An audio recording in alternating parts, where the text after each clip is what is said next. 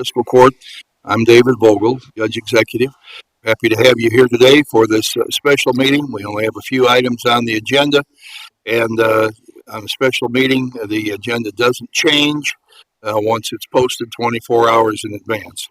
So I'm going to ask the magistrates to please now stand for the Pledge of Allegiance.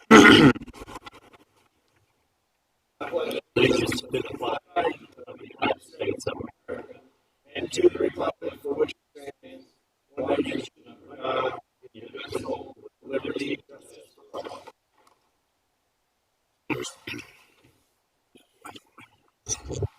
Ms. Schaaf, now to please call the roll. Likens. Magistrate Tice. Here. Magistrate Woosley. Here. Magistrate Greenwell. Magistrate Hounds. Magistrate Hawkins. Magistrate Dye. Here. Magistrate Logston. Judge Vogel. Having all members of the Fiscal Court present, this meeting is now in session. As I mentioned a moment ago, the agenda has been set. We do allow a public comment, at each meeting. Public comment doesn't necessarily have to refer to the items on the agenda since it's a free-form opportunity. Is there anybody here today who would like to address the Fiscal Court in public comment? Seeing no one, I'm going to close the public comment and go on to the first item of business, and that's discussion of our proposed animal control services building. I'll call on Magistrate Likens. Thank you, Judge. We are here to hear a presentation today from Encompass, John Stewart, who's going to catch us all up on the cost involved in building this new facility.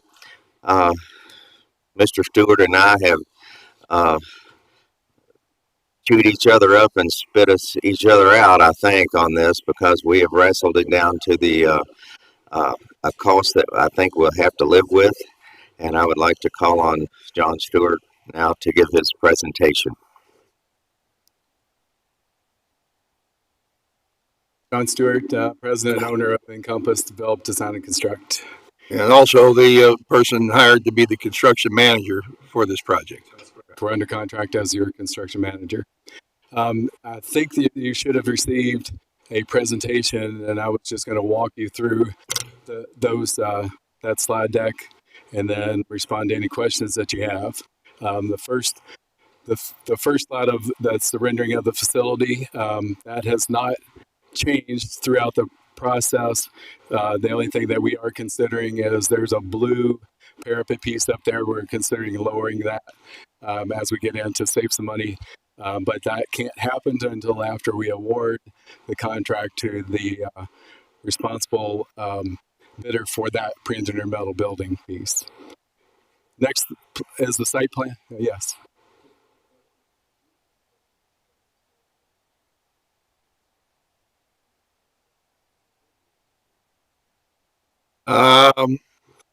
Let's see.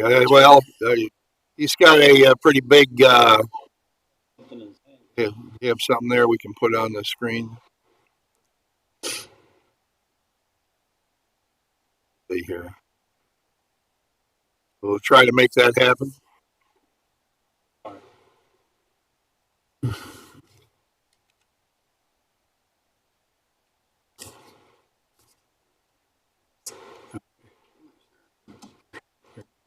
I have it on my computer.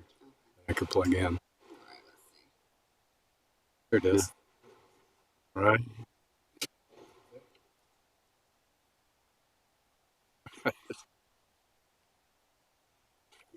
That up there. There's I'm happy to put the other drawings up here as well as we go through these. This is the current layout coming off of Highway 393, and then the exit or entrance off the side there as well. We haven't changed anything on the site. A couple things that just to note on this, there were not some utilities that needed to be shown on this drawing. We have included those in our pricing, even though they're not in the drawing set yet. So we'll go back to the engineers and architects once we have this and have them add those. But those allowances are in the numbers that we have today. Right, and this building is proposed to be at the entrance of Jones Drive on Highway 393, essentially opposite the football stadium for Oldham County High School. There, and for that site, there is some demolition that has to take place on the site. There's some pads and obviously some trees and things that have to come off the site. And then there is quite a bit of cut and fill material on the site that's included in the pricing. This is a plan of the current design for this facility. You noticed all the different pins and things. I did include a detail just for one of the questions that had come up is, why is the concrete price so high? Can we get that down? Well, if you look at those pins, the little squares that are on that drawing, those all are, see this, each one of those has a floor that slopes to a drain and has a curb, a concrete curb. So all of that work is hand formed and a lot of coordination with the plumber. So we worked with two concrete contractors that both submitted bids, and we actually have one that is a lot more qualified than the other to do this work, and also has some experience doing a whole lot of this kind of work as well. I did want to outline just some facts along the bid process. So we originally built 17 bid packages that are reflected in the budget that you have. And then we requested bids through DemandStar initially. We didn't get a great response through DemandStar, so we did take that back out to Dodge, Builders Exchange, Procore, which is our internal service, and then, of course, the newspaper. And then we also sent out 120 invitations to bid to contractors in this region. We received, now that number 29 has gone up, but we received just over 32 sub bids in the process.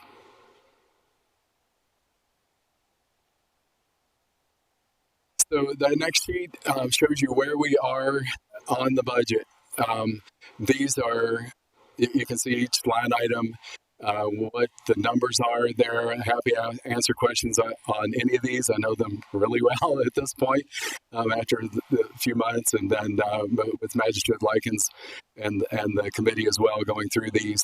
We are recommending that we carry a contingency for this project. There are still some items that have been bid, but until we firm up a contract with those bidders, they will not guarantee a price.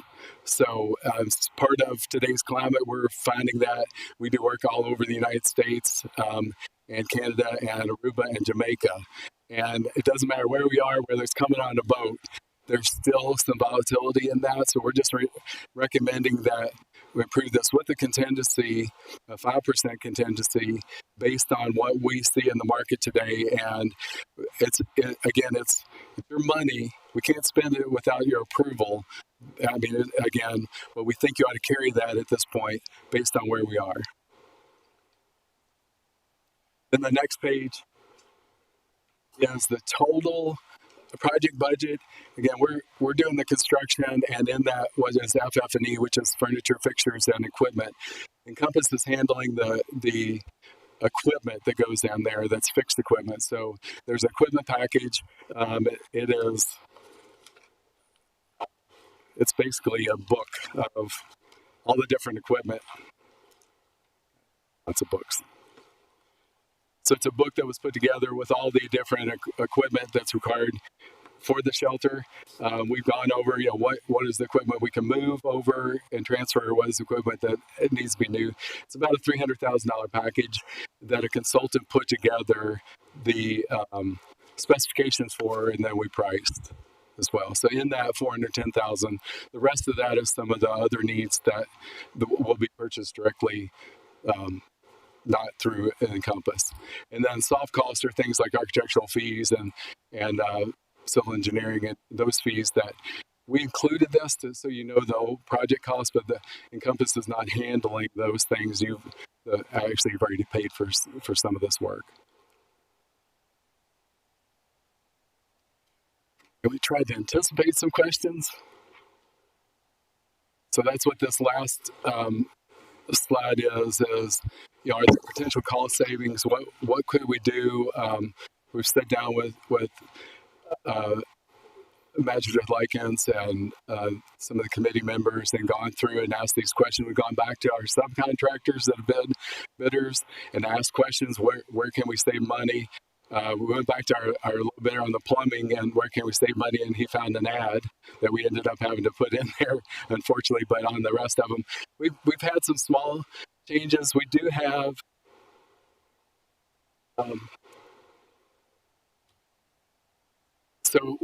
this is the specified concrete block for that's specified for these. It's easy. It's a ground face block. It's easy to wash.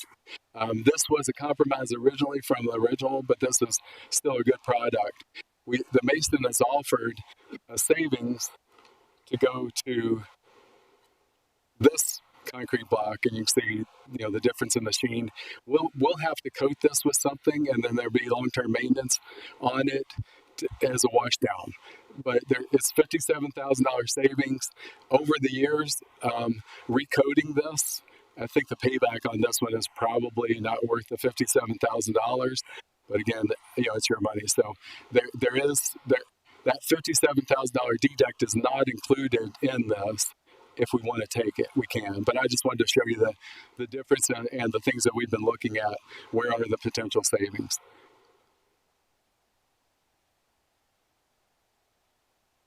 I'm happy to pass that around. It was in my backpack. It's pretty heavy. So some other things. The pre-engineered metal building lowest qualified bidder is a company called East and Westbrook here locally. We went to them and said, how can we save some money? And again, we talked about that blue parapet on that blue line around the top of the building. They have some ways to do that. They have 4 options for us. If this is awarded to them for the pre-engineered metal building piece, which is the building and the skin, they will go back and engineer those things for us and present the potential savings for us. Again, their savings, they won't do that, and they won't spend the dollars and the time and the effort on that until we award them the contract. But they have gone back to the metal building manufacturer, which is Butler, and come up with some ideas on how to save some money without, in general, changing the appearance much. But those parapet walls are really tall, and a lot of structural is right now designed in those. One question came up about removing the kennel drainage system. If you go over to the current building right now, you'll see why this is really important. And I showed you that drawing of that. But this allows those kennels to be washed down and washed down frequently, easily, without personnel. So you're spending the money for those, but you're reducing the amount of people it's going to take to clean the kennels. And so that was one of those. So there's a longer term payback on that versus the operational cost. But we did consider that. We looked at it. We also looked at, could we simplify that system? And working with the plumber and the designer, the system that is designed there is the best system, meets the need the best over anything else that I think we've been able to identify. And again, I'm not the architect. I am an architect, but I'm not the architect for this building. So we've been working with the architect on some of those options. They had already done some reduction in the budget. And I guess to point out too, we were really close to the budget that was presented a year ago, maybe 18 months ago. And somebody's asked, well, how have you been able to hold that? Well, I think part of it is some of the savings we've been able to realize as we've gone through without making substantial changes to the building. And then some of the relationships with some of the subcontractors who have been more than patient and keeping their pricing and trying to hold their pricing. We went through a big hump in volatility, so right now is a much better time to present this than it was just a few months ago. There was questions about reducing the size of the building and plan for a future phase. I think that's been vetted pretty well. And then what is the duration of the construction right now? in the past, it would have been about 8 month construction. It's about 12 months today. And we're looking at the timing on some of the longer lead items like the pre-engineered metal building. If we had asked that question about 4 months ago, it would have been 14 months or 16 months. So, and then how long are the bids good?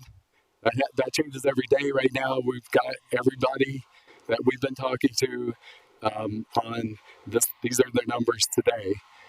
But as you know, you probably know with experience of other projects, now we don't have a lot of leeway in that. So we have to call them every week and every 2 weeks saying, can you hold your price?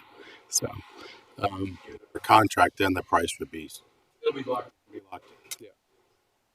I think overall, the slate of contractors that we have, we know most of them, have worked with a lot of them, not all of them, but it's a pretty good slate of contractors at this point.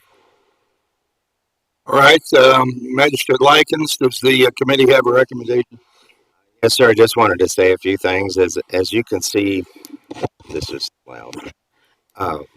From John Stewart's presentation, that we have kind of delved into every avenue we could on this.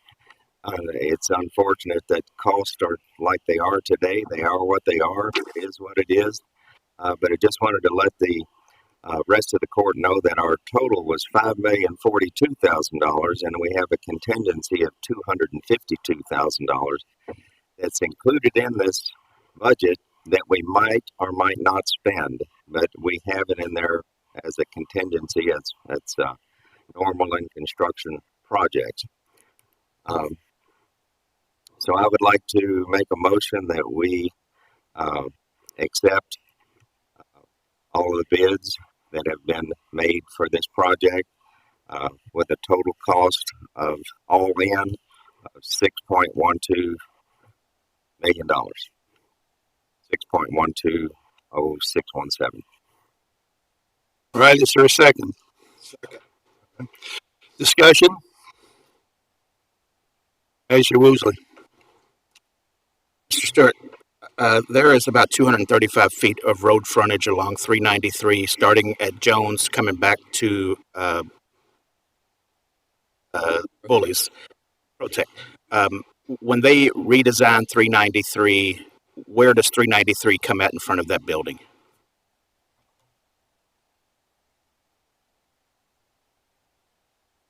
Because I don't know. As far as you're talking about, as far as The plans that I've seen, the 393 comes in behind that building. So now our entrance is going to be on the other side of the building. So should we not plan this for the entrance to be facing the new 393?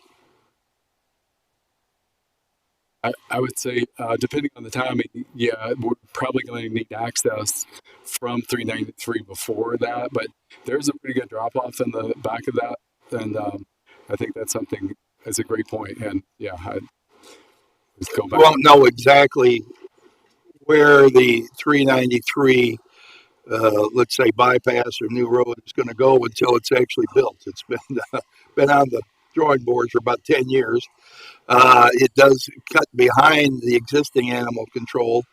So if, I wouldn't say it's certain that we would actually access this animal control facility from that road. I think we might continue to come down old 393, if you want to say it that way, and come in there. Things are going to continue on at the high school football stadium. People are going to, the community center, the road is actually going to come past the old road garage and sort of come in between the community center building and kind of link up with 393 there. But we don't really know. I mean, until this thing gets done, our recycling center and how that will be approached and how the animal services building will be approached, those are things that will have to be decided when the road is built, really what is going to be the most advantageous approach. What's going to happen with Jones Drive at all then as well? Because that may be another way to access that. Surrendering Jones Drive is going to still be.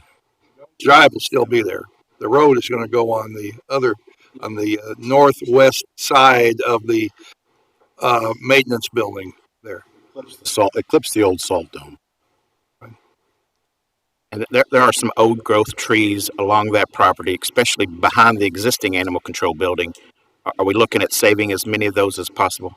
So save as many of those trees as possible. Plus, it's right now in the site bids, we had them removing the row of trees that's kind of parallel to 393. Yeah, along there. Those there's some bigger trees in there as well. Some of those we do have to take out, but we're going to save as many trees as we can. Yeah. How long do you expect this new building, to serve us at our existing needs? Is this something that will be here for 50 years? It's a 50-year plus building. Last thing I want to say, and you've said this to us twice today, is it's our money, but it's not as taxpayer money, and it's $6.1 million of taxpayer money. You as representatives of us. Thank you for the clarity. Thank you. Magistrate Likens. Yes, Judge, I wanted to say that we went to, and I forgot what county it was. Now, you might remember. Jessamine County. Jessamine County. And they had 9 animal control personnel. I think we have 4, 5. So you can see this is going to aid in our cost to run the animal control building for the next 40 or 50 years. So and it will take care of the needs up until then. Magistrate Dye. Thank you, Judge. You had mentioned, John, you had mentioned some valued engineering items. And I know I've heard some things, I've read some things, but what's the situation? Or which ones? I didn't see it in here, and I may have missed if you said it, but which ones are we going with or not going with? The budget currently reflects everything except for the one that we want to pursue after this is to reduce the height of the parapet, maybe about $100,000 savings overall, but we won't know that until we do that. So that's the one right now that we're moving forward with. The others have already been either adopted and the drawings are now reflected there, or we rejected them because they would change the operations of the facility. And The drainage is in, correct? yes.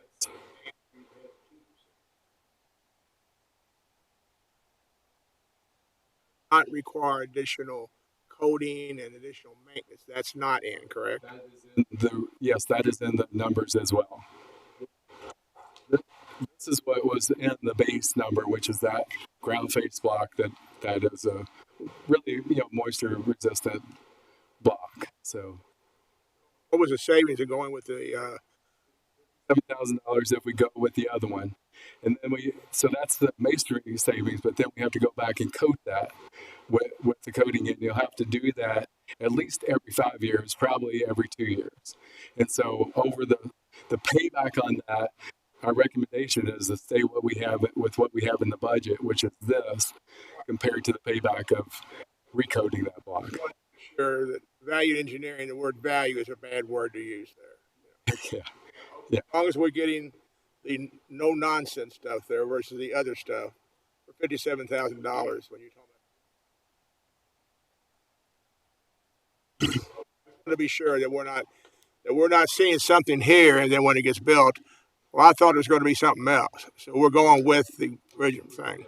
This is the actual sample that we have. That's how I have judged. Magistrate Hounds. Thank you. We have done a lot of valued engineering. I mean, when we first started the project, we had a block in there, and I'm going to say maybe $600,000 worth of savings. It was a very nice epoxy block, and we all agreed that we could probably take that block out. That was on round one.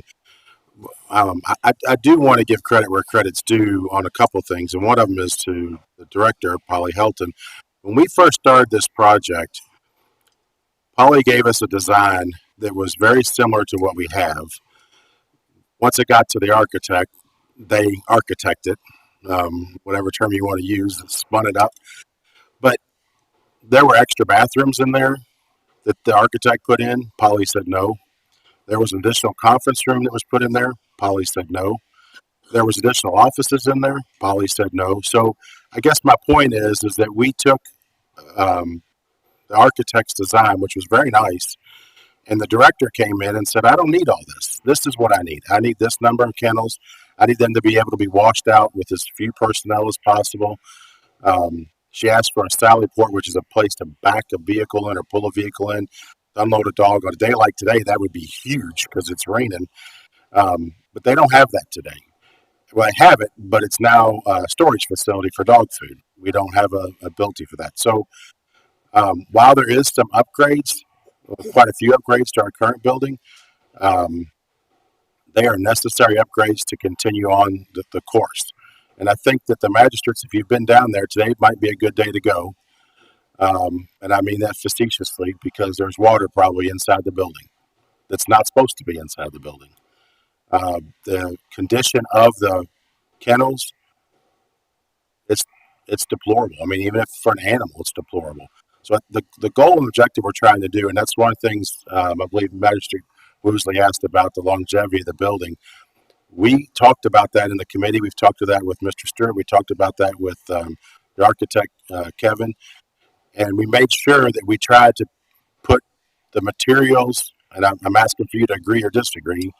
We tried to put the materials to give us the longevity, to keep the maintenance costs down for a building that we weren't going to have to maintain that was going to sustain animals and people for that matter. And I think in our conversation we had a couple of weeks ago, you said the building materials that we're using are of that quality to give us the longevity of the building that we need. Yeah, they absolutely are. I mean, it's kind of a harsh environment that you're building here, and so they do need to be those durable materials to last 20 years. But to Magistrate Woosley's question, I mean, this is a 50-year building. We've looked at what could we cut back, and those are kind of things like this other concrete block sample that we looked at.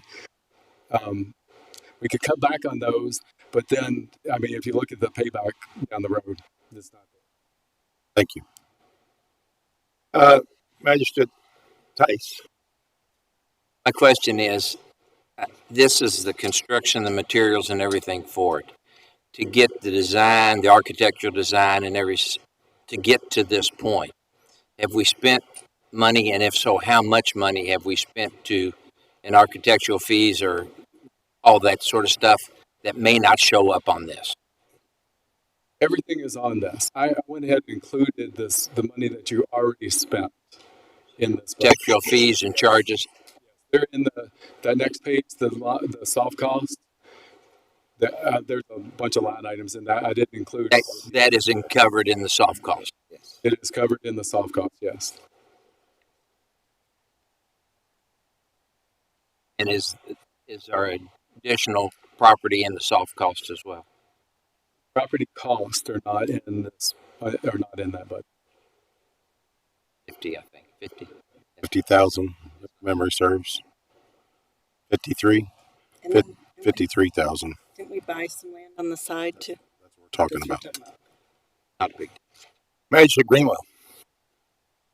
I heard you say a while ago about the kennels are going to be self-cleaning. They have I mean, you still have to clean them, but they have a water that flushes them out, flushes down that drain, and then the drain has a flush in it as well. Somebody pushes a button, releases the water, turns on a valve or something like that, and the water flushes the gutter. That's correct. Okay. Yeah. And are we trying to achieve, with the materials we're using and the system we've got, are we trying to achieve hospital-like sanitation with? Nowhere near that kind of sanitation. It's keeping it clean and healthy for the animals, but it's not that kind of environment. Okay. Magistrate Tyson and I guess we were on our way home from a conference in Lexington, and we stopped at Shelby County and looked at their animal control facility and talked to the people, got a tour of the building. It was I guess you would say, a happy bunch of people, enjoyed their job. And I just don't believe that, and I don't know this for sure, but I just don't believe they had more than $2 million in that facility. Similar numbers, similar population, pretty close and everything. And so So I just don't understand how another county can do what we're trying to do on a much limited, budget and basis than what we're trying to do. That building had been added on to, I will say. You could tell that, and they had grown. But it was a very functioning facility, and the people, admitted to that. So I don't understand the discrepancy of this kind of money versus what other counties are getting by with. I apologize because I haven't seen the design of that or don't know the square footage or the size, but do you know when it was constructed? Well, I guess over the years, but maybe I'd say the bulk of it was done in the last 10 years. Yeah, I mean, we've seen just material and labor prices have, really changed. And again, I could do an evaluation, but I haven't seen it, so I don't want to speak out of turn. Yeah. I didn't get a chance to tour Jessamine County, so I don't know what that facility was like, but the one that I did go see was a very good building. I just want to your point, Magistrate. That's a conversation we're having on all of our projects right now. Let's compare that. We're building a home for trafficked women, for refuge for women, and we're going through that. We're partnered with Weir on that one. And the same conversations, we built this a few years ago, built something similar a few years ago. Why are the costs, like it is? And in some ways it's hard to explain. In some ways it's really simple. It's like, okay, this steel was this price and now it's this price. This, roofing was this price and now it is this. And then right now labor, there's a labor shortage, not just in our area, but all over. But that's the other thing that we're kind of dealing with.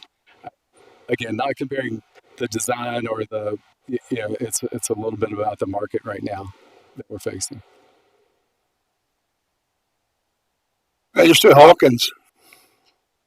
John, I heard you say that if we redesigned it to be smaller, a little bit more of a conservative style, would that the savings would be as much as the cost to redesign it.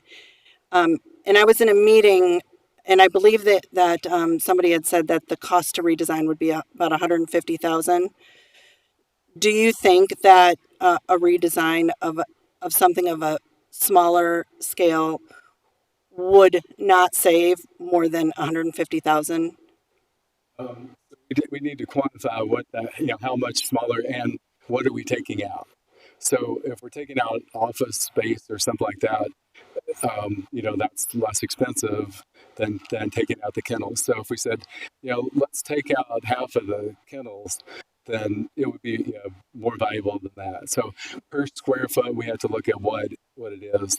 And then what that doesn't save on is any of the site costs. So we tend to look at what is the per square foot cost of a building, but you have to kind of take that building and say, okay, it's just the building, what's the square foot cost versus everything around it. So we still have to build water line, a sewer, all parking and those kind of things. So Yeah. So I think that statement that I made in that is based on what could we cut out that you wouldn't really look at this as a future phase. It's just cutting the scope back and what can she live with out there as well. So It's designed to be 18,000 square feet, as I understand it. And the current one is about 5,000 square feet. So even if we just doubled what we currently have, it would be just a magnificent upgrade, but it would be half the size of what's proposed today.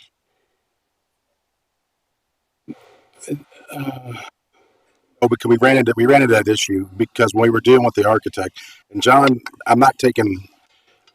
is doing construction management, and we had an architect that did the architect piece. When we hired the consultant through the architect, there are regulations in that have changed with the old building to the new building on the size of things that we have to have, like the number of bathrooms, the size of the kennels, and so some of that stuff that you're asking about, you can't.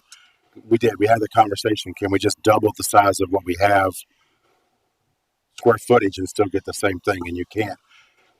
Just like being a public building, it has to have certain public things to it. The bathrooms have to be handicap accessible. We don't have that today. So there's things that if you take, I'll just use the bathroom as an example. It's whatever size. The new bathroom is 3 times the size of the current bathroom that they have because you have to have it handicap accessible. Yeah. So there's things that we had to do when that building was built in, when was that built, Magistrate Likens, the 80s? 95, I think. 95, okay. So the building codes and everything have changed. So part of what we had to do, this building is sprinkled, the other building's not. That's a huge chunk of change. I mean, we talked about that in a meeting. We were all kind of taken back as the cost of that. So there's some cost that taking even down the size we don't get any savings. Does that make sense? Yeah.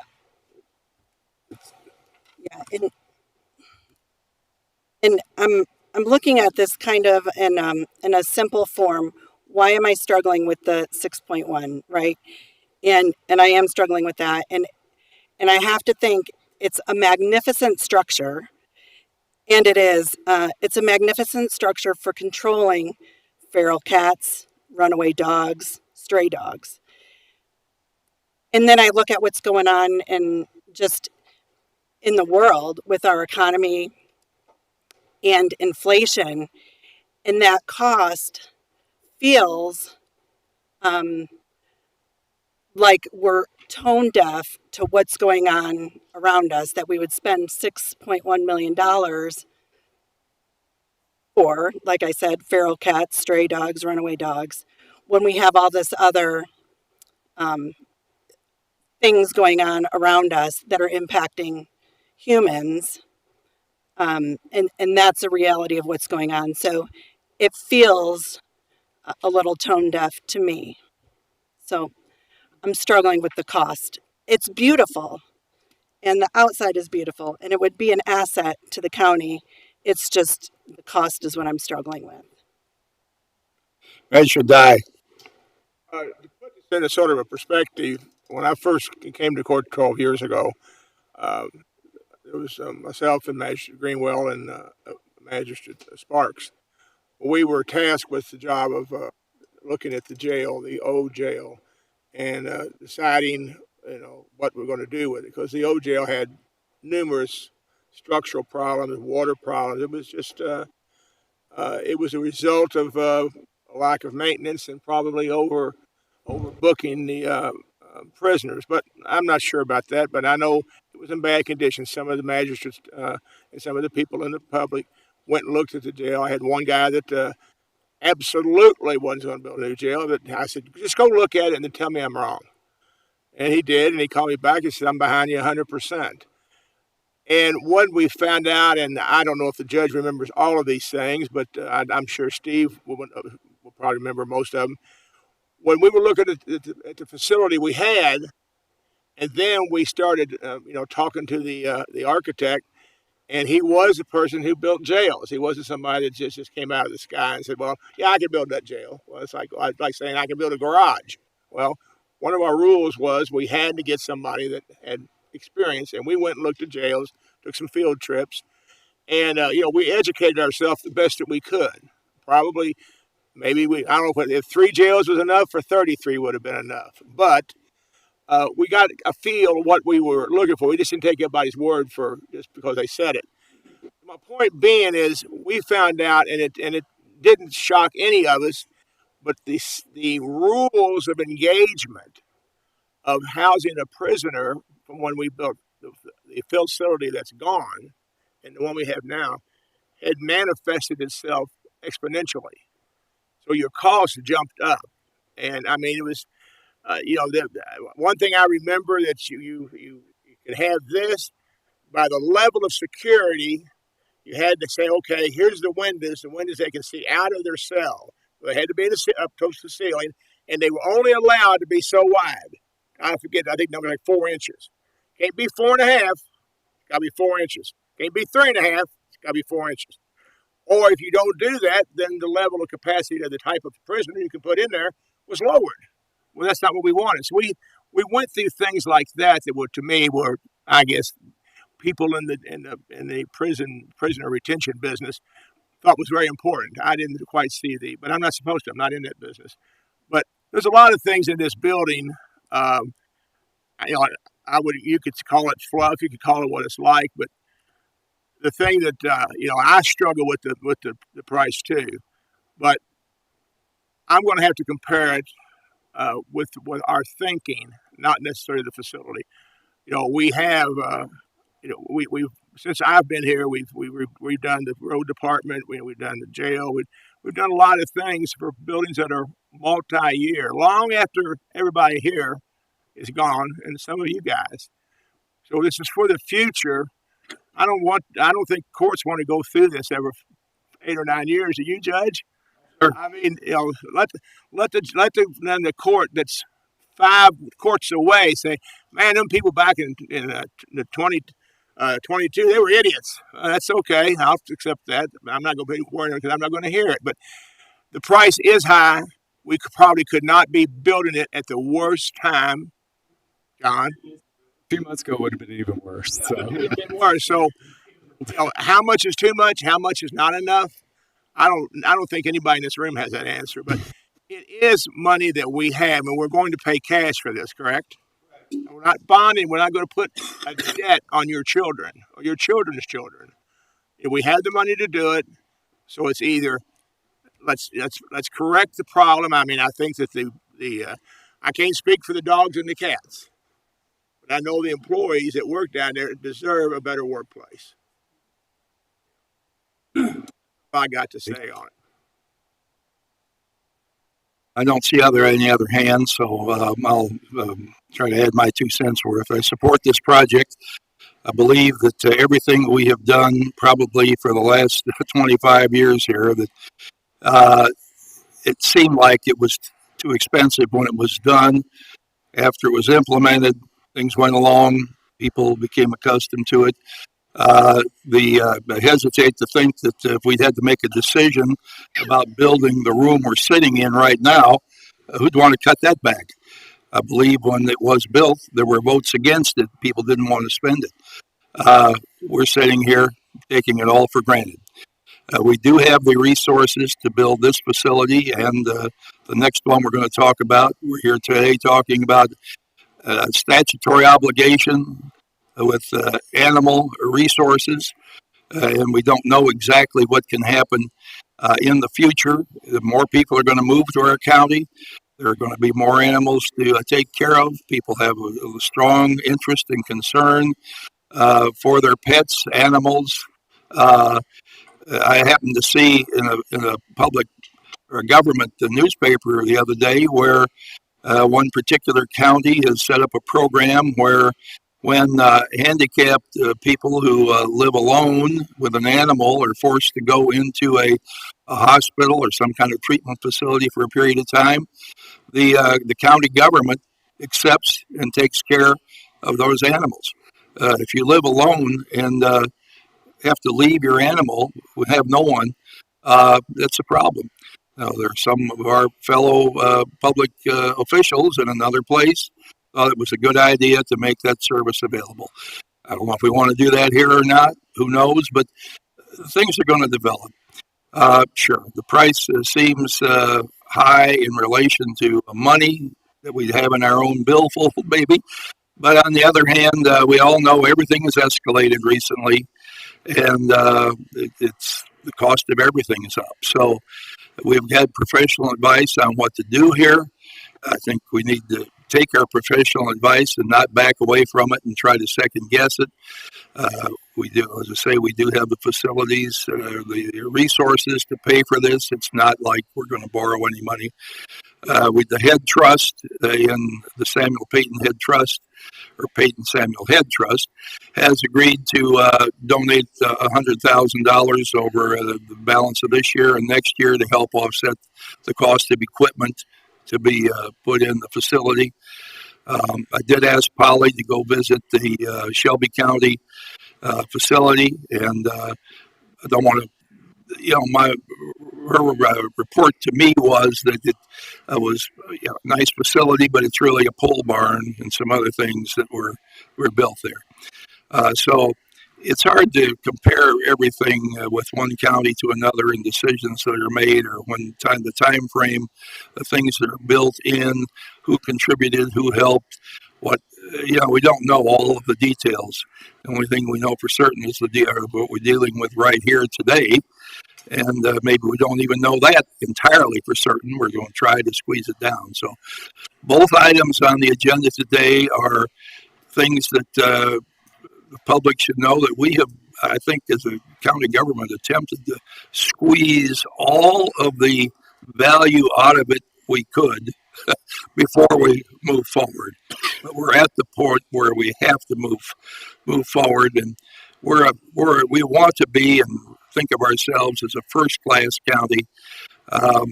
I won't debate Magistrate Hawkins' term here. I think this is a nice facility. Magnificent is a word that actually reaches a higher point in my mind than what we're showing here. But I think it's nice. It should be nice. It should be respectful. It's going to be standing here long after all of us are gone. Other people will be coming along and using it and being serviced by it, and no one is going to be 2 years from now worrying about that we overspent for the animal facility. If it's overspending, we're getting ahead of the curve, but I don't think we're getting ahead too much, but we should be ahead. We don't want to have to redo this in a short period of time. So I support this project for the benefit of our community. Magistrate Greenwell. We're in the KRS. Does it say we need to take care of animals when somebody has to go to the hospital? Well, I didn't say it did. I just said that a particular county, somebody developed that program in a county is something they wanted to do. Doesn't say in KRS that we have to do that. I just cited that as an example of a thought process that somebody had somewhere that was beneficial, they felt, in their community. We don't know what can happen 5 years, 10 years from now, or what will be, how this facility may be able to interact in our community with a way that's not present right now, is all I'm saying. It's just an idea somebody had. I'm not even promoting the idea here, but it's just something that people are doing to serve their community. So, okay, are there any other comments out here? All right, we've had a recommendation and the second. All in favor, please say aye. Aye. Anyone opposed? Aye. Aye. All right, I have heard three. I believe I heard three, but I'll ask the clerk to take a roll call vote to make sure we're clear on the votes here. Magistrate Woosley, Yes. Magistrate Tice, Magistrate Likens, Magistrate Hounds, Magistrate Greenwell,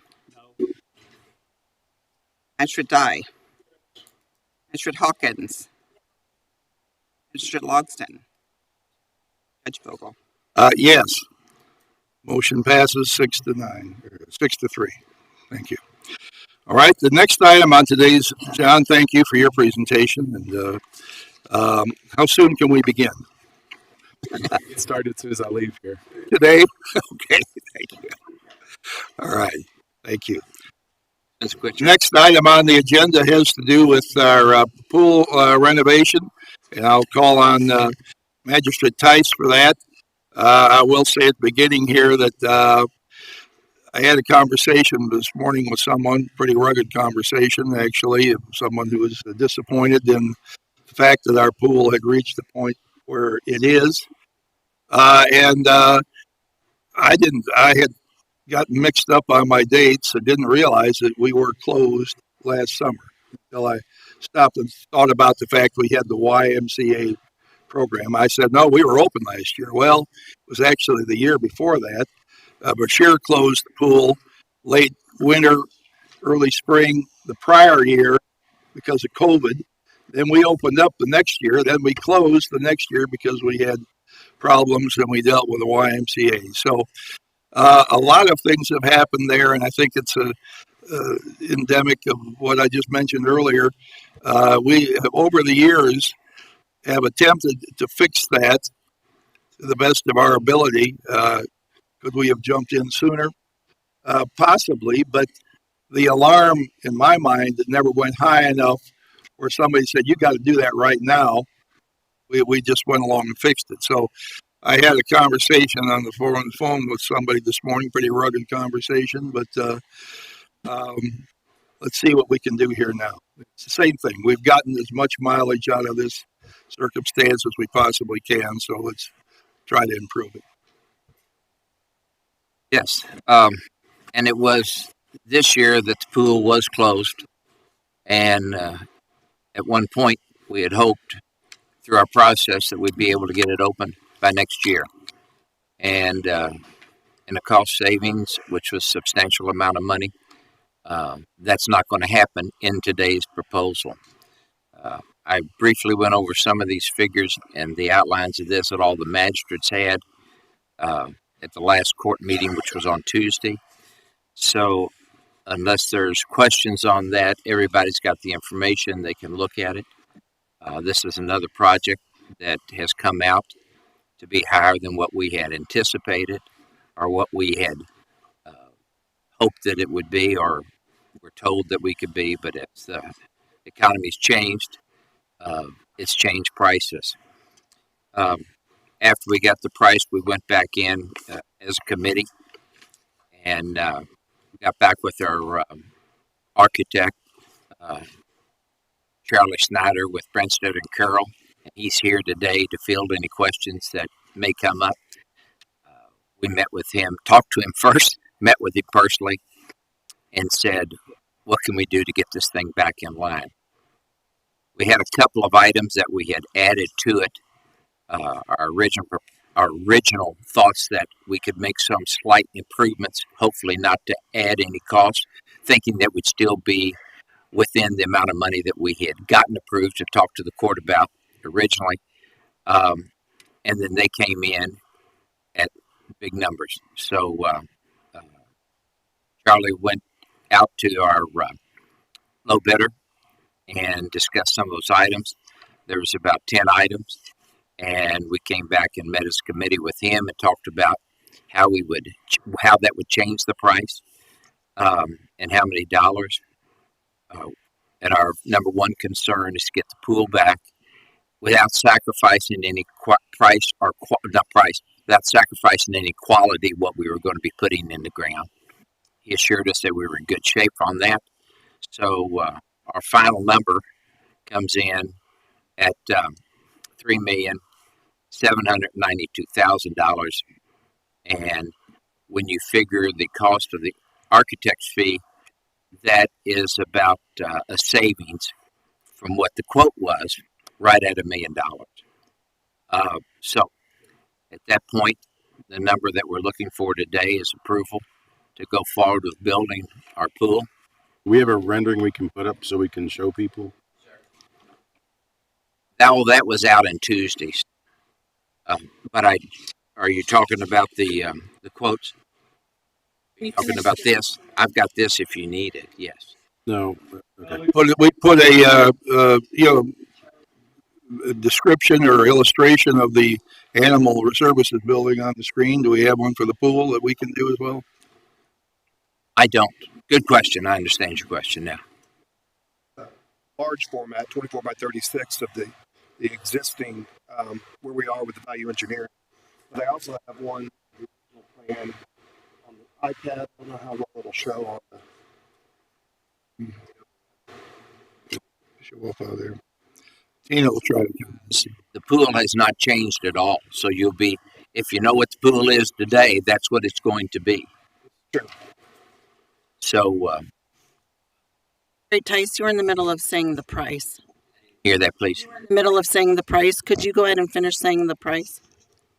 Oh, I thought I did. I left the small figures off. I said $3,792,000. I did not say $607. When you get to a certain amount of money, you don't need all the small numbers.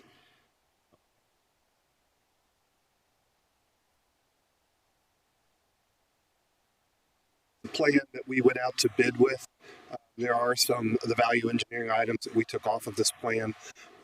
Most notably, I ask you to try to be conscious of that, Mike. Okay. Most notably is the retaining wall and the shade structures and the extension of the deck on the back side. So we went back on the value engineering and revised the drawings to bring that back.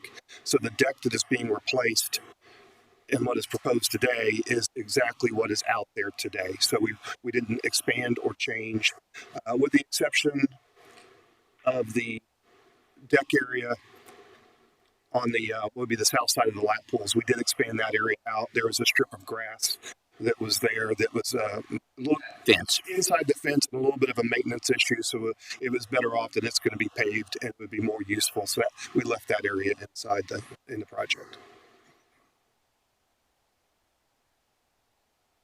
Okay, I'm ready for questions unless you've got Well, let's see here. Does the committee have a recommendation? First of all, let's get it on the floor here. that. I make the motion that we approve rebuilding the pool at the price of $3,792,607. All right. Now we have a motion on the floor. Now a discussion and questions from magistrates for Mr. Tice or Mr. Schneider. When we fix this pool, how many years of service do you expect to get out of it again? We anticipate another 15 to 20 years of service out of this pool. We will be completely replacing all the mechanical systems, all of the plumbing underneath the deck, and it'll be a brand new concrete deck system. Really, what we're leaving in place would be the shells of the pool, which those do have a very long lifetime to begin with. Those would extend beyond the 20-year that we normally would say a new facility would last. And the liner, we're going with the liner, right? With the liner, and that's the one that probably has the quickest piece that would need to be replaced for the largest amount of money. That would most likely need to be replaced in the 15 to 18-year range. And its cost, as you can see on there, is a value of close to probably $175,000 if you look at the paint. The other option with not going with the liner is to paint the pool. The main issue with that is that you're going to end up doing that every other year or every year. The paints just aren't the quality that they used to be. $3.7 million, 3.8, you might as well round it off, is a lot of money. But I know that the Parks Committee did their job. I know that they pushed this as far as they could push it to get it to where it is. So just like the animal control building, we worked on it for 18 months trying to get the numbers down. I understand this is 3.8 million, but if we're going to have a pool, that's what the cost is. So that's my comment on it. Magistrate Hawkins. I also wanted to point out there is kind of another cool change that we're leaving, and that's the separation of the lap pool from the rest. Whereas currently or previously there was a bridge connecting the two, which meant one filter system. So if there was an incident, then the whole pool would shut down. Now, as it's being redone, there will be a separation, and then that'll also be a nice sight of vision for a lifeguard to not have to look over a bridge. And if there's an incident in one pool, essentially, the other one will still be in use. That's true, and that adds a lot of flexibility from an operations standpoint. Even from on days where you might have lower attendance, that you could even close one of the pools or the other, and that would help with the lifeguards, which it's really difficult to get lifeguards these days. So yes, and breaking one pool into two bodies of water, we add a lot of flexibility and make it easier for them to operate and use. I also wanted to mention the low bid, if everyone remembers, was 4.5. The high bid was 4.75, and the Parks Committee shaved with Charlie, and we had it. We had HVAC in the snack stand. We had an extra office in there. We had first aid room, separate. We had awesome redone bathrooms. We shaved a lot, and we did it very quickly. And actually, Charlie found us a higher percentage of savings than what we initially had asked for. And we on the committee added some things back, um, like some fun things like a climbing wall and things like that. Um, One thing we did take off, and maybe Wayne would want, or Magistrate Tice would want to talk on this. One thing that we did take off, which is up for debate amongst us if we want to, is point number 5, which was the change of project schedule. And I think that's something to be transparent we should bring up. That added a cost of $125 that we had redlined through. So, did you want to speak on anything any of that? Point on that project schedule where that it would be very difficult at this point to bring it back in. It's been, I want to say, are we getting close to 60 days since the original bid? So that would be difficult for them to be able to meet that schedule now because we've lost time. In addition, but really a lot of those savings do come with the fact that they could. You speak a little louder. I'm sure not everybody can hear you in the room. So they could work through the spring and the summer and not work on days like today, because if they had awarded the bid quickly after, that they would be out there tearing out the deck today in this weather. So that's where a lot of those savings come from. They have a lot. They don't have to worry about being open this summer. So the labor savings that they can get from that, not having to push their forces and work the overtime, is where those savings come from. A lot of that. And then we've heard criticism on the committee a little bit regarding this is a 90-day situation.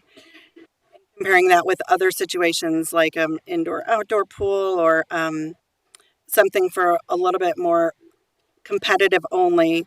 And this is a recreation type of pool. So could you maybe elaborate a little bit on the differences between this, what we're trying to replace, because we're not doing it from scratch on new ground, which is a huge money savings, but then also the higher cost and just the different demographic that an indoor-outdoor kind of facility would attract. So indoor and outdoor facilities, they don't replace each other. It's not one or the other. They do complement each other. The outdoor swimming is what the general public wants to do during the summer. They want to go outdoors to a facility and enjoy that facility with their family. They tend not to go to an indoor facility during good weather.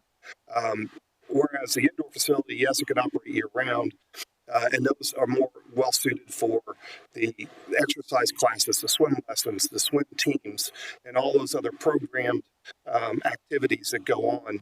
Now, we do design facilities that do have fun activities on an indoor basis too, but still that doesn't replace the outdoor pool that everybody wants to be able to go to during the summer. As we've talked about in the committee before, you actually will get a higher attendance in those 3 months at an outdoor facility than you would at an indoor facility, short of it being an indoor water park. Mr. Woosley. Mr. Schneider, you mentioned this earlier, but the elephant in the room is this time frame that we originally talked about. And we've told our constituents that it's going to be ready for this next year. We've since found out that that's not the case. What should we reasonably expect if we approve this today, when we would have that pool reopened? Be open with this schedule summer of 2024.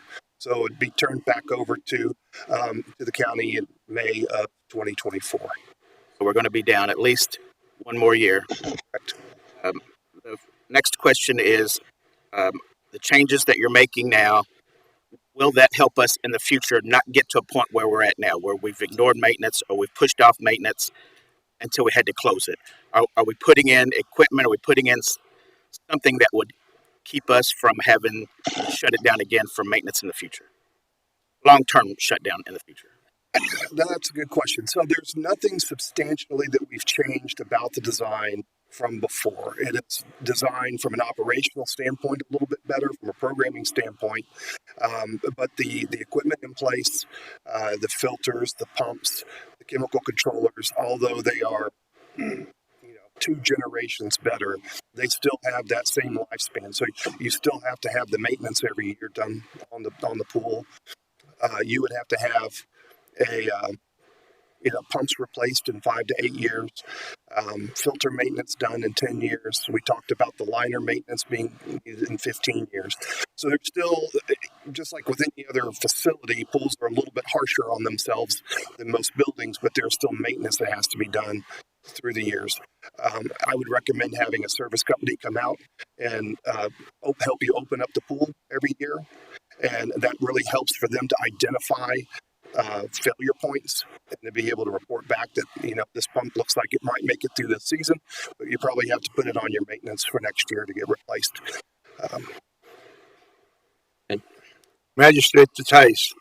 Elaborate a little bit on Kevin's question.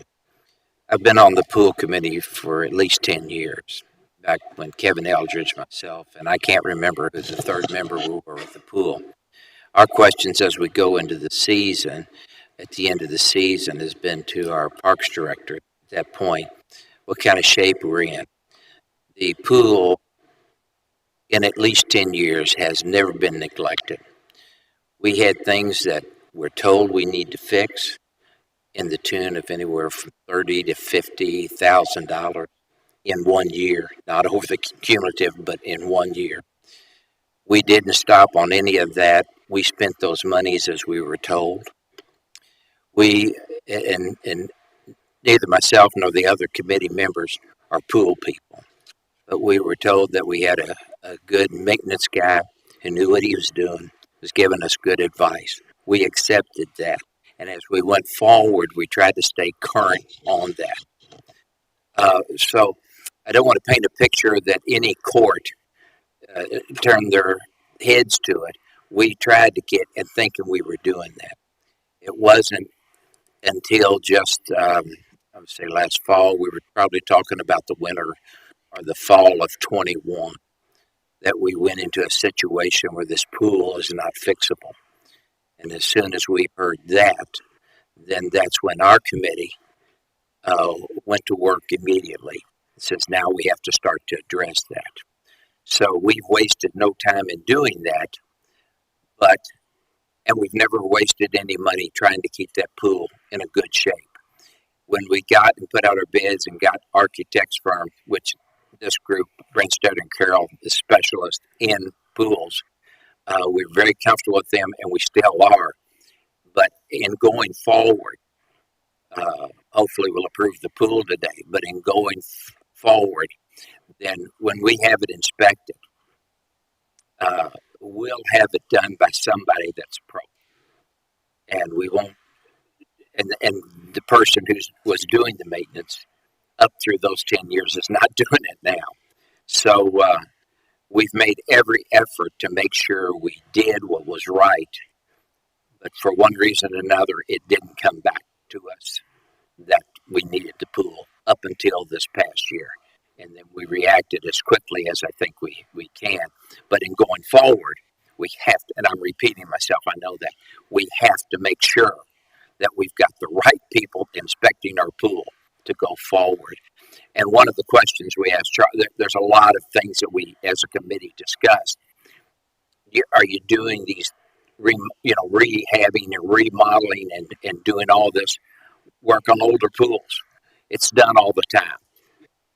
In fact, I think you just did one in, was it Frankfurt or one of them? I think you just told me within the past year that you just did work on. Yeah, well, yes, we just completed the pool at the Frankfurt Country Club. We replaced the pool in Frankfurt, and we're currently working in Corbin, Paintsville, on getting their pools. Anyway, and we also addressed it. Do we need a new pool now, or can this one be rehabbed, not repaired? Because I want to get out of that. It's too tight. We're rehabbing a pool. So, and then going forward, we'll make sure. That's all I wanted to interject. So, thank you. I'm actually glad that you said that because I think there is a feeling in the community that we have, among some people, among a number of, let's say, Monday morning quarterbacks, that we have not done maintenance. We've ignored things. We haven't ignored it at all. We've done everything that we were asked and told we needed to do every year, as cited by Magistrate Tice. And but reached the point where the circumstance ran out of gas and couldn't be fixed any further. So we have not cut back or tried to do less maintenance or avoid anything that needed to be done. We responded to the uh, suggestions and advice that we received, and we responded positively to it. So, but the rugged conversation I referred to earlier on the phone this morning was with, a Monday morning quarterback that, knew more than we did about it, and at least thought he did, and wanted to take me to task. So, where we accept that kind of thing, but it goes with the territory, I guess. But there are a lot of moving parts around here and all kinds of different things, and we're not ignoring the good advice we get, nor are we trying to take any shortcuts. Mr. Greenwell. Judge, I would have asked this question anyway, but I've got friends and constituents that said, be sure and ask this question. How did we miss the estimates so bad? Like you've heard today, that the price on materials and labor has just shot up, and it was completely unexpected. I was speaking with the pool contractor, who is if this is awarded, will get the contract. And he made the statement that for the last 10 years, prices have been so stable, and we were so confident in being able to estimate what the cost of a pool is, that it just really took us as a surprise. The PVC pipe for this project alone was up 3 to 4 times what it was just 8 to 9 months ago. And that goes into the stainless steel, and the concrete, and to the labor costs and everything else. So that was the majority of that, I believe, came from the cost increase and the labor increases over the last year. So $2 million just in materials. Yeah. Now there was some the retaining wall system that was in here that was that we've VE'd out. We did add in during the process, so that was an additional cost that was removed that was not included in that original estimate that we spoke of. And included in the $2.5 million. Okay. As your Tice. There's one other thing that I'd like to throw in on the question you just asked. We're talking about the price of the Animal Control Center, which is substantially more than what we thought it would be. Our pool, also substantially more than what we thought it would be. Our AOC building across the street, we first started talking about that. We were talking about somewhere in the neighborhood 23, 25 million. And now we're over 40. So no matter at what level we're at this last couple of years, and in everything, at least everything we touch, is substantially more than what we think it should be. And as I look at the pool, that as I reflected on it, we thought it'd be 2.5. The AOC we thought would be 25. Now we're at 4, and that's gone to over 40. So all of a sudden, if just by adding 0, you've done the same thing to both projects. Last week we bid an EMS facility in Athens, Ohio, and it came in at $1,000 a square foot. It's just absolutely absurd for what we would expect from that kind of facility. It's not. It came in what, did you say? $1,000 a square foot. And I mean, yes, that EMS, I mean, it's a hardened facility. It has, backup power and all that other kind. It is an expensive facility, but the estimates for it were around 600, and it came in at 1,000. So it's. Well, there's reasons for all, we don't know. I mean, it seems like there's so much money that's been pumped in the economy. There's a lot of building projects going on everywhere. I saw on TV the other night over in the southern Indiana, a school project, $100 million school project. Well, golly, I mean, it's One thing before it gets out into the public, what I'm talking about, the AOC, that's not the county dollars being spent there. That's state dollars, because we don't want that rumor started. Can you believe what the county's paying? It's what the state's paying. Right. That is, and so it's over 25 years instead of normally 20. So, But none of what we're talking about here today has to do with, we're spending money that's in the till. We already have it. It's not money that's going to be coming later. It's money that the county has for these projects. So, Magistrate Hounds. Comments. One, we do have some added features to the pool. And while they are nice features to have, um, part of me says I wonder if we should have those added features or we should just take the pool as it is today, rehab it, and put it out there for use. There's a climbing wall in there. Not much money, but again, it is an added feature. I think that there's a lot of differences between the pool and the animal control facility. And one of the things is that we are required by statute to have animal control. We're not required by any statute to have a pool. It's a nice thing to have. But I will say that there are quite a few, and when we in the finance committee have been talking about this for at least a year and a half, about the number of pool permits that we're fielding or that our planning and zoning is fielding on a regular basis. It seems like the number of pools that are being built at residences within the county, it seems like a lot, but we don't have a whole lot of data to go back and see exactly how many they are. We think it got exacerbated because of COVID. So, part of me says, what do we need to have as far as a county pool? I hope if and when this passes that we do are diligent and we keep up the maintenance and we make sure that we're providing a pool for Oldham County residents. There's a lot of money in the pool, and we've talked about how long it's open, 90 something days a year. We're going to spend $3,792,607 for something that's open 90 days a year.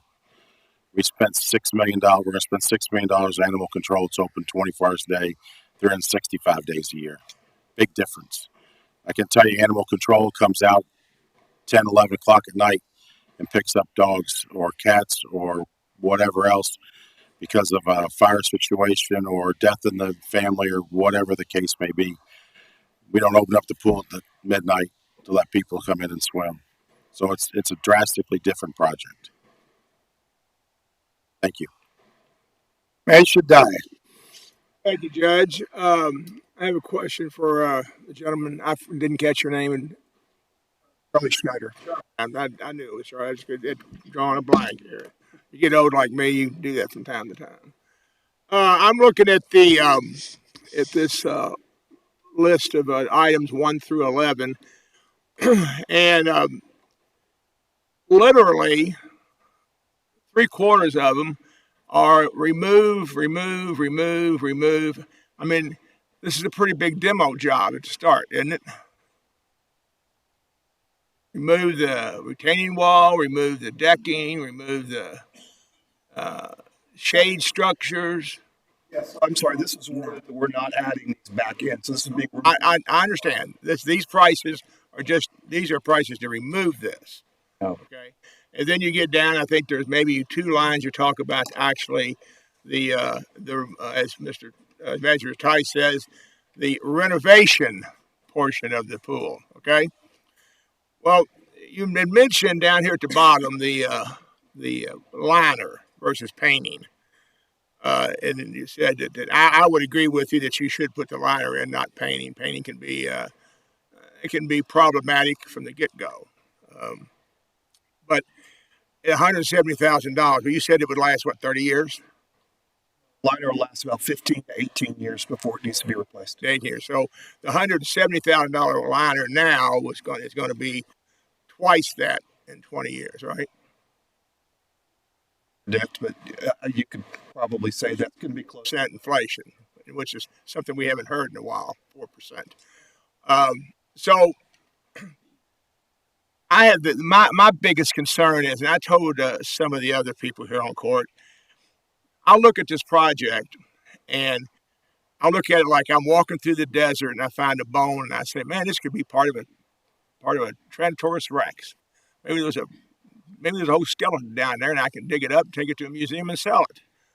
Well, I think that's what we're doing here. We're trying to breathe life back into a skeleton of something that was once a proud pool. Now, I'm going to be different than everyone else today. I don't think we're spending enough money. I think we've talked about earlier. I mentioned the detention center. Well, we were obligated to do certain things there, and the price was what the price is. And then we talked about the animal control. Well, again, we had some things there that the state had changed and added money to the price, and then there you go. Well, and Manager Town said we're not under too many rules with the pool, but I can remember things about OSHA and chemicals and that kind of thing that causes some heartache and heartburn a few years ago. What I would propose, and we had, a lot of people want the pool, and I get it, and I'm telling them right now, I want the pool as bad as you do. I don't look real great in a Speedo, but it's good for them and their kids, okay? But I just can't see spending this kind of money on a happen chance that when we start tearing all this demo out, we're going to get down and look in that hole, and I know nothing about pool construction, and you do. That thing has been leaking since I can remember, since I've been here, and it's leaked a little bit more every year. It's carrying dirt and gravel someplace. All that water went somewhere. Maybe it's over in that LaGrange Reformatory Lake, okay? But it didn't just dry up. So what I'm saying is that we're just trying to put a great big expensive Band-Aid on something, and you may get in there and fix all the pipes, and it may be fine, and everybody will be happy. And Magister Dye was wrong. I can live with that. I've been wrong up here before. That's not a problem. But I think that the county already will foot the bill, or may again foot the bill, to send people if they want to go to the YMCA. I think we should be looking at something not grandiose, not a what's that cove over there that the YMCA has? Cove. I'm not looking for a Calypso Cove, okay? But I just think that we could. This is for our taxpayers' children. We're protecting ourselves from the criminals, and we're taking care of the lost dogs and such. These are their children. I just can't see, if I was a taxpayer, which I am, and I'm not going to use the pool, so I'll mute my comment about this a little bit. Why are you putting all this new stuff in, and over here you're fixing no junky pool? So I'm not going to support it based on the fact that, not because it's too expensive, it's because it's not expensive enough. That's all I got. Major Tice. Charlie answered first, but I have just a comment to make too. I was just wanting to point out that we renovate a lot of pools. And a lot of time the thought behind the renovation in lieu of replacement, because it's not always cheaper to renovate a pool. There are times when it'd be more cost effective to rip it out and replace it, especially when you're dealing with a large pool and might not necessarily need to be that large anymore. The renovations do get you almost back to a new facility. Almost. I mean, you're 95% back to a new facility, and it looks like a new facility when you walk into it. So, and we are trying to add fun into the project as well when we're doing it, to add new features for the community. So, ripping out and replacing or renovating a new facility, the goal is always to end up with something that looks new and looks fresh, and it's not just simply a rehab to get it back to where it was yesterday. That being said, you said that sometimes it's better just to rehab versus to rebuild. Did you ever have one you thought you was going to rehab and had to rebuild? One we're working on right now that when we dug into it, it was so bad off that we had to replace it. But it was a concrete shell, and it's a different. You can tell from the day one walking into there. We haven't hired the contractor or anything for it. We went and did the assessment and assessed that the pool needed to come out at that point. In other words, if you get this contract, or we spend the money, and you get in and you find out that you're going to start serving a lot of chicken salad, but you're just serving a lot of chicken something else, what happens here? I mean, what do we do? You're halfway into the job, you tore everything up and down, and then you look down and say, and Judge Vogel gets the call and say, Judge, we got a little problem over here. We're going to need a couple more $1 million. You think that's even in the possibility of happening? I'm asking you to use your X-ray vision to see down below the concrete. No, we do have a contingency in here. There will be something we don't expect when we start ripping concrete out, and we hope that contingency to cover it. But I do not expect something that would cost that amount of money that we say we're going to have to step back and say this is not suitable. We can't rebuild this pool at this point, or it doesn't make sense to. That I don't foresee in the cards.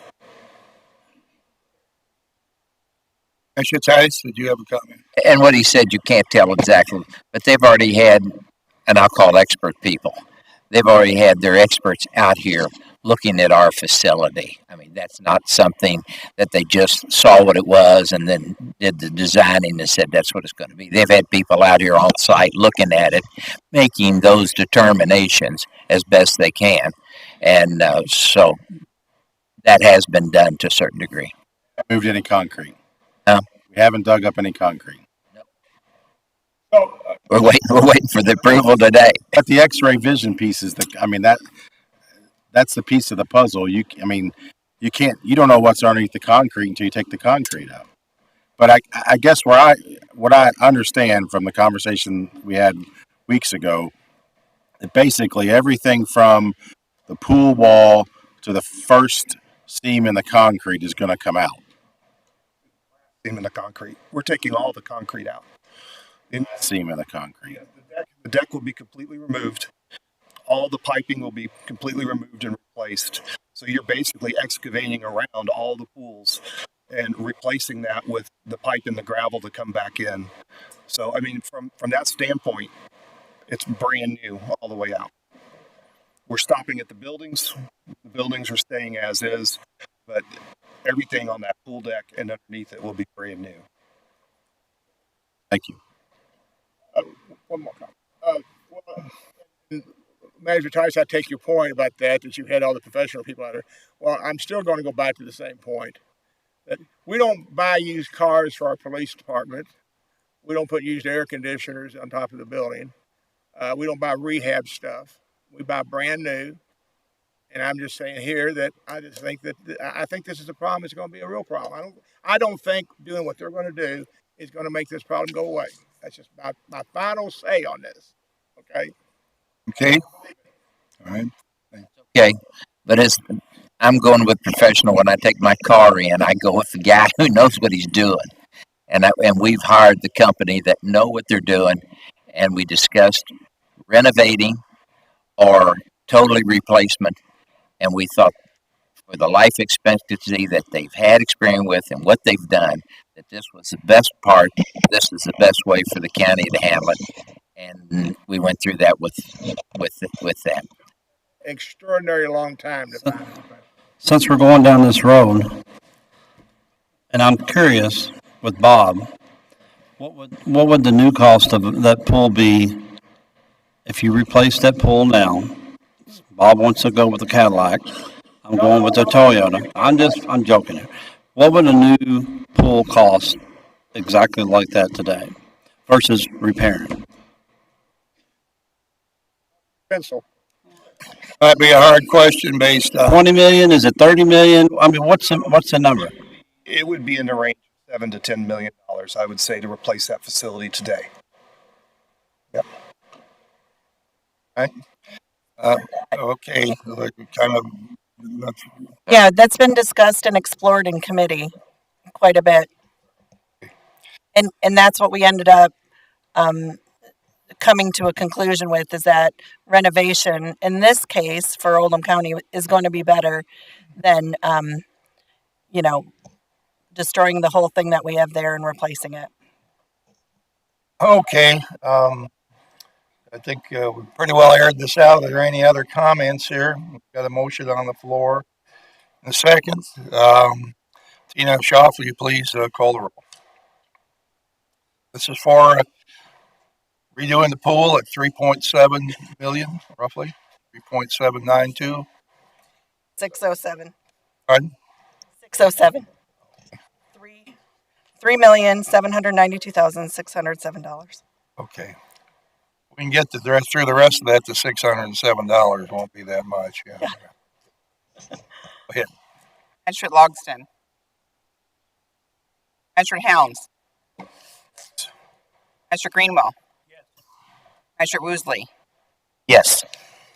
Magistrate Likens. Magistrate Tice. Yes. Magistrate Hawkins. Yes. Magistrate Dye. Judge Vogel. I'm going to say this.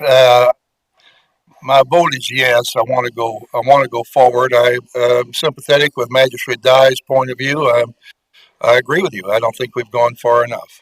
But I didn't want to cut out things. I feel that when something's done, when you take a shortcut, you never come back to complete what you were going to do. It just doesn't happen. Uh, my vision in the county is to have a year-round facility that has perhaps an auditorium, maybe several basketball courts attached to it, gymnasium equipment, aerobic equipment, a climbing wall. I don't know, a bowling alley. I mean, we need a community center that can be used by many people in this community year-round. Can also, I would like to see it be an economic development tool that can have competitions and people coming to our community and staying in hotels, things like that. Maybe get some more. I mean, this is a wild idea. It's not wild. They're doing it all over the country in different places. They have this type of thing.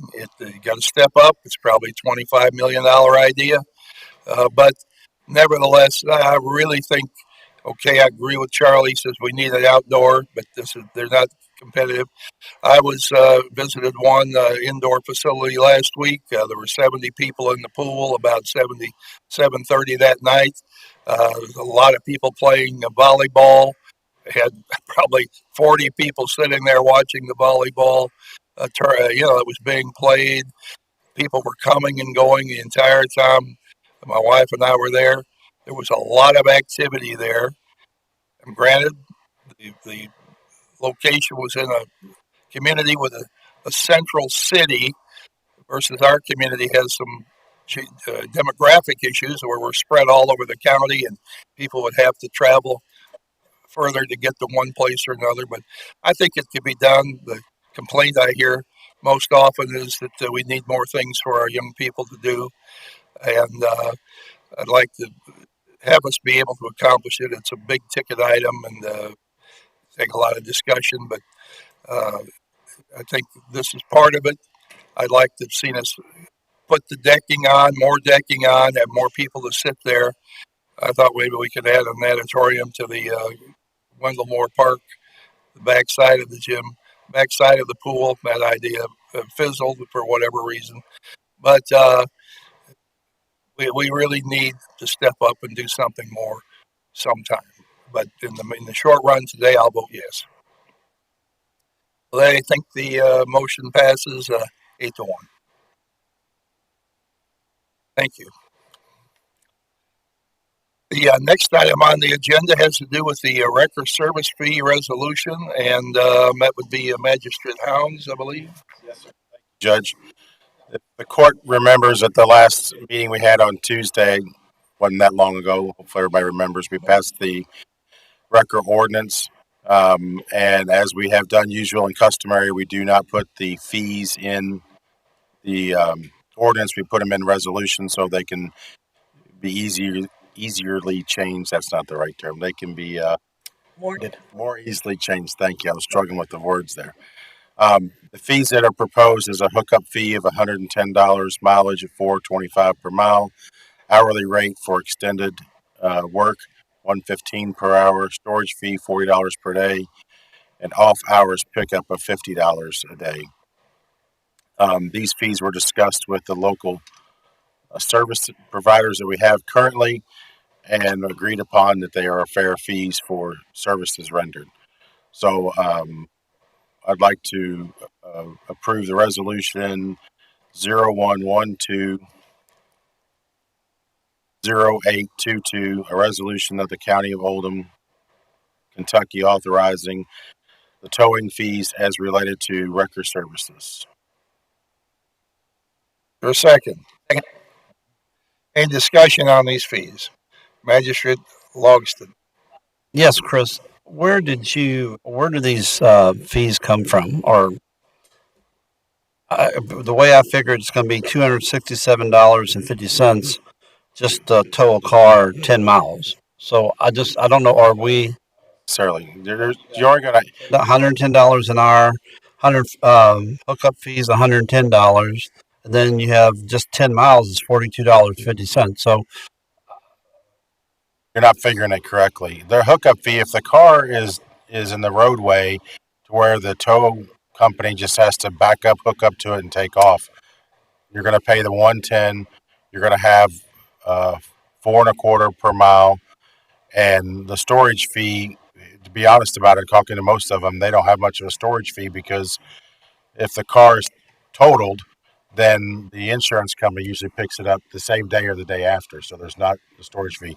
Most of these fees are going to be paid for by the insurance company. I get that. Wait a minute. The $115 an hour is if the car is over an embankment, over tied up into a guardrail or the cable barriers on I-71, where they can't just hook up to the vehicle and pull it out. That's where the 115 per hour comes in. And so you're not using an hourly rate and a hookup fee. But where did the fees, are these just a standard fee from county to county, or?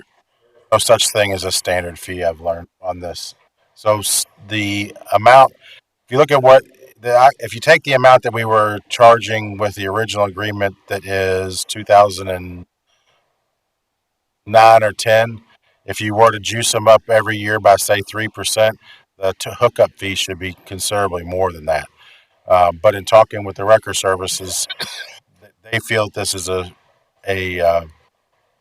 fair fee. And in doing my research, there are other services in the area that are charging more than this, and there are what I would consider your much smaller services that are charging a little bit less than this. But again, in doing the research I have, these are very fair fees. I mean, that's fair. I just want to know where they came from, and thank you for clearing up the hookup fee and the hourly fee.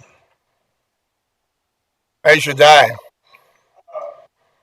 Chris, I think that we need to, well, in my opinion, I think we need to make people understand that these fees apply to wrecker runs, wrecker service from someone that we dispatched. Yes. This is not for if the car breaks down in your driveway. This is what you'll pay. If your car is involved in a collision, if your car is involved in a collision on the roadway and Oldham County law enforcement is dispatched or emergency services are dispatched to that incident, and we contact Oldham County Central Dispatch and the first responders request a wrecker, then these are the fees that you can expect to pay. We don't have time to wait on other services. These are the contracted services that we have in Oldham County to get the roadway cleared as quickly as possible. Case in point, trying to get the car taken off of I-71. We want to get it taken off as quickly as possible so that we don't have other bottlenecks throughout the county. Do you think it would be prudent of us to put some disclaimer in there about so people will understand? I mean, I know what it means, but I'm one of very few people.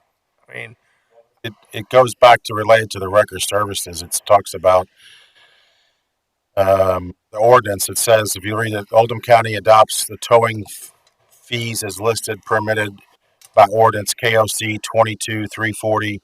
22-340-317. So it does kind of answer your question. It is related to the ordinance. I have another question. All right, Magistrate. And Chris, I'm just trying to make this so that everybody involved understand. So I think the ordinance that we passed Tuesday stated that the wrecker service was going to clean up the car parts and stuff like that happened when there's a wreck on the 71, correct? So is that included in the $110 hookup fee, or if they have to stay there 20 minutes to clean up everything, will there be an hourly rate? Shouldn't, the hookup fee is for a car that is on the roadway and then can be hooked up without extraordinary means. I just want to make sure they're clear. Manager Hawkins. Off hours pickup of $50 in addition to the hookup fee and the hourly rate. And then can you tell me what are the off hours? Off hours is if you have your vehicle towed and they have to go to the lot on a Saturday, and so you can retrieve your personal belongings. At the normal working hours, I believe we established it's 7 to 4 Monday through Friday. Okay, so this is It has nothing to do. pickup of your car while it's in storage. It's not off hours. I see what you're saying. So if they pick up the car at midnight, is there another $50? Right. No. Maybe that should read customer pickup. I understand what it is, but just to clarify it, that it's not them coming out after hours. It's you picking your vehicle up after hours. Get arrested on a Friday night, you need to pick up your vehicle on Saturday morning. They're going to charge you an extra $50 to go out and give your vehicle. You have to go to your vehicle anytime after. It's going to be $50. So yeah, we can change that wording. That was the best I could come up with. And then off hours would be anything outside of 7 to 4 daily. Okay. We can put that clarification in, and then It's not, but that would be in the. I believe that's in the ordinance, not in the resolution. The resolution only relates to fees. I don't remember off hours being in the ordinance. Huh? Want me to bring it back up? Doesn't matter. We'd have to make a change to the ordinance. The fees, the resolution has to do with fees only. So off hours in parentheses outside of 7 to 4 daily. Wouldn't change this, or it wouldn't change the ordinance. It would just clarify what off hours means.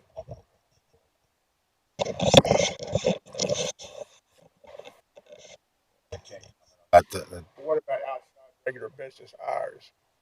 And that would apply to any one of the services. Yeah, so just right underneath it, we could put, whatever. Outside regular business hours. Because one service may work 6 to 4, one may work 6 to 6. And then put what off hours pickup means. That's for the customer to pick up her or his vehicle from storage. Well, it could be to pick up personal belongings. Out of the car. Off hours would mean that if you're contacting the service and you need their assistance during times outside regular business, they're going to pay the $50 to come get it. I think Magistrate Rusley put it pretty plain. You get busted Friday night and you come out and get your stuff on Saturday, it's going to cost you a little extra. Magistrate Hounds, I believe that was spelled out in the contract that they're going to sign with the police department. When the record companies sign up, it spelled out in there when we expected them to be open. You're correct. I'm trying to thumb through the ordinance, I'm just wanting to make sure we don't have not that we have that many pickups for this, but this was to put everybody on an equal footing on these service calls that are the police have to clear the roadway. And I don't want somebody in the judge's office or some other place, the judge or anyone else, to get a bunch of calls and have to explain this to them. The reason why we need to have some type of fee in here is if you're involved in an accident and we send out a record for your vehicle and you're not involved, you don't choose who's coming out there, we should at least have some kind of parameters on what they can charge to pick up your vehicle so that you're not coming to get my vehicle and charging me $500 where Magistrate Hounds would have come out and charged me $100. So we have to have some kind of parameter to say this is what you're allowed to charge if we're going to send you out to pick up a vehicle. Personally, I think Magistrate Hound would be the $500 guy. Probably would. Now, you still have the option if you're on a vehicle, on an accident scene, or if you get arrested, you still have the option to calling your own personal wrecker if you needed to. But As we're long seeing as guys as long as they can respond, as long as they can respond quickly, yes. It's hard to deal with that your cell phone when you're in handcuffs. Okay, I think we've answered all the questions here now. Got a motion on the floor. Second, all in favor of adopting these rates, please say aye. Aye. Is there anyone opposed? Motion carries unanimously. Thank you. We're at the second public comment for our meeting here today. Is there anyone here who would like to address the fiscal court at this point? If you want to, come on forward. Ask you to state your name and address, please. Is Chris Korsnowski. I live at 2909 Kinlock Road in LaGrange, Kentucky. I am the Oldham County swim coach. Over the last year, I've probably worked with 700 individuals from 2 to 68. So around a pool quite a bit. I'd like to echo two statements I've heard from over here. The first being that, one, we aren't doing enough, including, I guess, three statements. And number two, the concern about only being open for 90 days out of the year. I think it would be extremely beneficial to look at possibly putting a bubble over that yard or meter pool, especially since we were planning on taking out the bridge. I think that's something that would be pretty feasible. Between the three high school swim teams, we already pay about $30,000 a year just to practice. So I think that'd be one way we could get a little more use out of the pool, as well as expanding the people who get to use it, enjoy it, and learn in that environment. Hey, where do you practice now? We actually, for the first time in a little over 6 years, are back at the YMCA.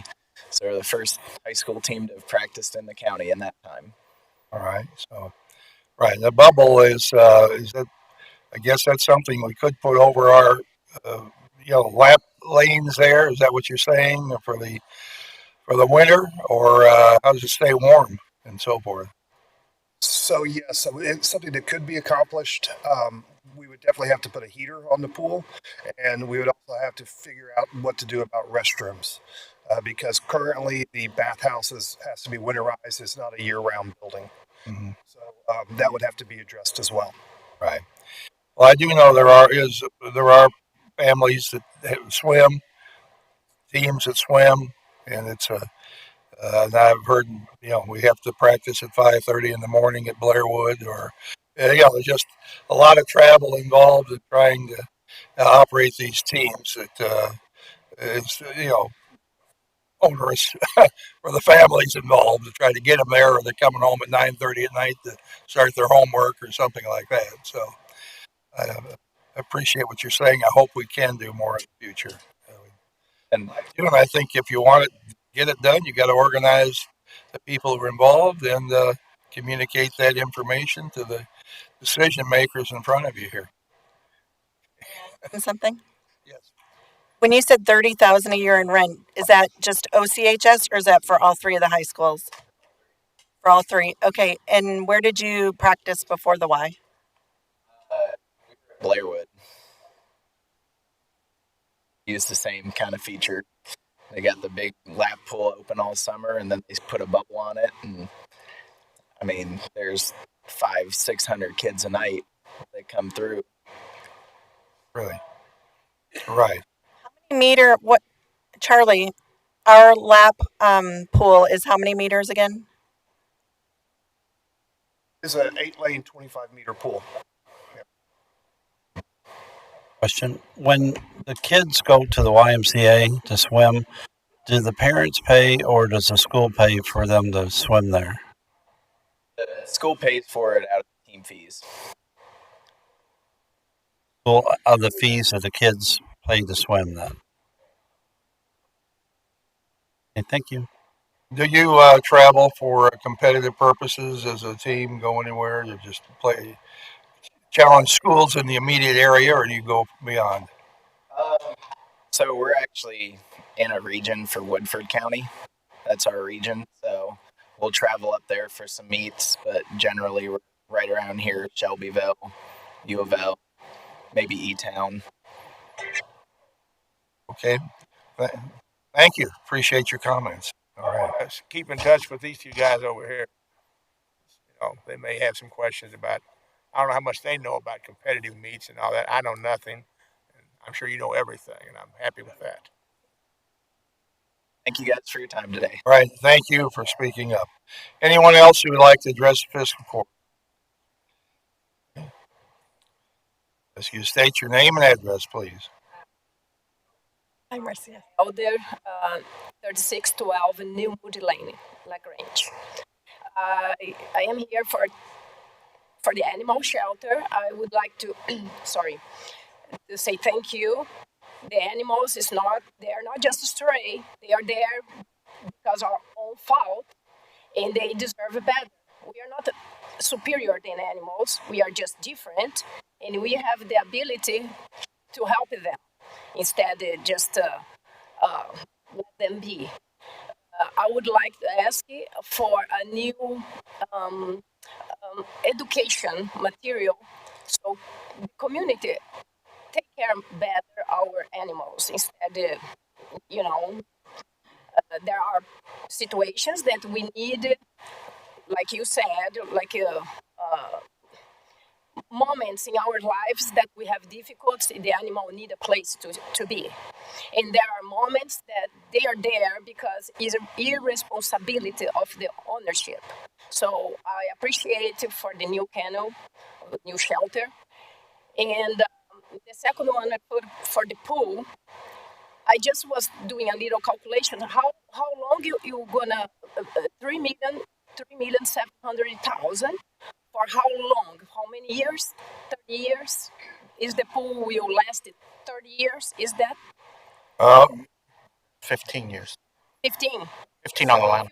If you have 3,700,000 divided by years, how much you gonna cost a month? And then you use like Mr. House said for 3 months only for summer, so you're gonna have 3,700,000 divided by 15 years, and then you have for use for 3 months. So that's expensive. If you spend, I agree with you, a little more, you can have a whole year use that maybe you cost less. So I didn't do much calculation. I'm not good in math, but I think you guys can do this and figure out the shelter. We're gonna cost 100,000 every year if you divide 6 million by 30, 50 years, whatever. How much is the pool? I want a better pool, but then you can use it a whole year instead just 3 months, and maybe we can make money with it instead just. And to bring companies to support, UPS, I don't know what the other big companies, but I think we should incorporate more private business to help build this community. Okay? Thank you. Okay, thank you. Anyone else who would like to address the fiscal court today? All right, seeing no one, we're at the end of the meeting here. Is there a motion for the final comments? Right. All right, motion. A motion to adjourn? I think so. You got one. All in favor, please say aye. Aye.